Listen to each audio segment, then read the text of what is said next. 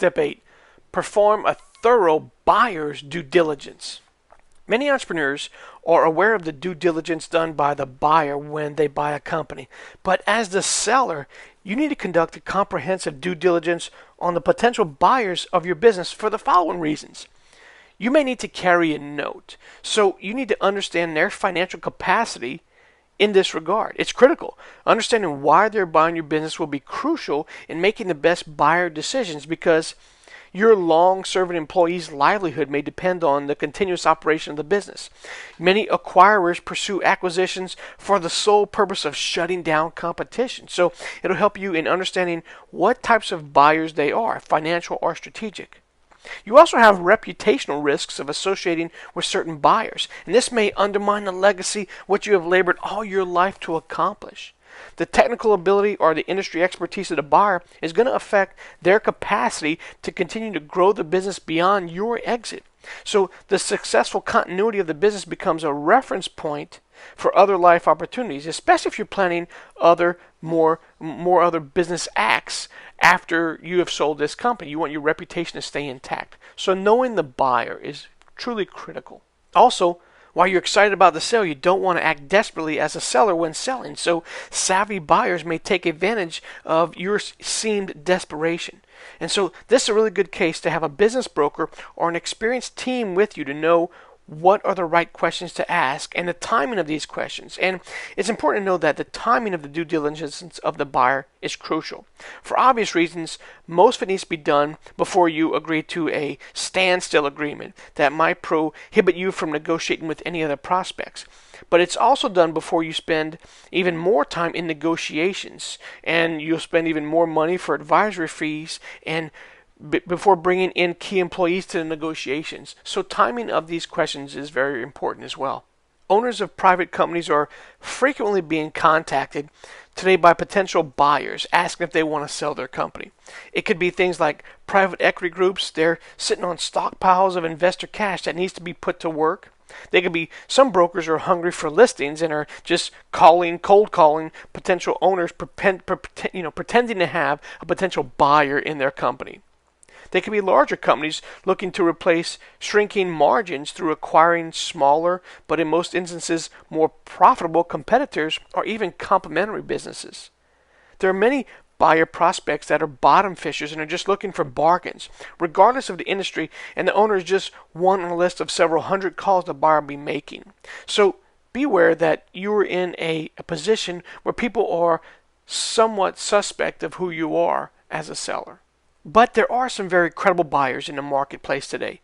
Some are spreading the word that they are proactive in acquisitions and they are talking with many seller prospects, while others are targeting only a very few specific companies that they want to buy and are quietly entering into serious negotiations. Unfortunately, the prospects don't come clearly labeled, which leaves you, the seller, with the daunting task of finding out just how serious the buyer is in buying your company and whether the prospect has the financial resources to get through this transaction. So it's in your best interest to start asking probing questions before you get too far into the negotiating process. So here's what you as the owner needs to find out about the prospective buyer when you initially contact them or when they initially contact you. First is this person making contact you as the principal or the representative of the company, a broker? Has the buyer done his homework on your industry, or is he already a member of the industry? Does the buyer know the challenges of owning your type of company? Has the buyer made any acquisitions in your industry? Does the buyer have a track record of these acquisitions? So once you have these questions out of the way, you can feel a little more comfortable in spending more time learning about what the buyer has in mind. You'll of course have many more questions later, but this should get you moving forward with a little more peace of mind. Also keep it in mind that some of these questions may seem sensitive or embarrassing and cause awkward situations. So it might be appropriate to use your attorney instead of causing a disruption in the much needed friendly relationship between you and the buyer. Let the attorneys do the dirty work. Here are some things you might need to know about the buyer's financial ability. Where's the buyer getting the money from? Is the buyer borrowing the purchase price from the bank? If so, is the seller's deferred payment subordinate to any senior bank borrowings? What's the bank's role in approving an acquisition? What's the collateral for the deferred payment? Are there any pending lawsuits that, if settled against the buyer, may impair the buyer's ability to make your installment payments? Is the buyer making the purchase through a thinly capitalized corporation and not guaranteeing its debts? What's the buyer's track record on previous purchases? A good indicator of how well a buyer keeps its promises and performs during negotiations and after the closing are the comments from sellers who sold their company to the buyer. So the seller's team should ask the buyer for references, make inquiries to the buyer about prior acquisitions. Again, if in the area that the experienced deal manager can provide a good source of information on how well the buyer performs. Here are some of the questions to ask in checking the buyer's track record. How many deals has the buyer completed? Were the sellers satisfied with the buyer's performance? Did the sellers receive all the deferred purchase price? If not, then why? How long did it take the buyer to consummate the transaction? What conditions is the buyer placing on the deal? Although the price and terms are very important aspects of every deal, the conditions which must be met in order to receive the money is just as important. So many of the conditions are found in the purchase agreement. But some may also be oral and relate to how the company is run during any period that you may be guaranteeing the continuation of the accounts for.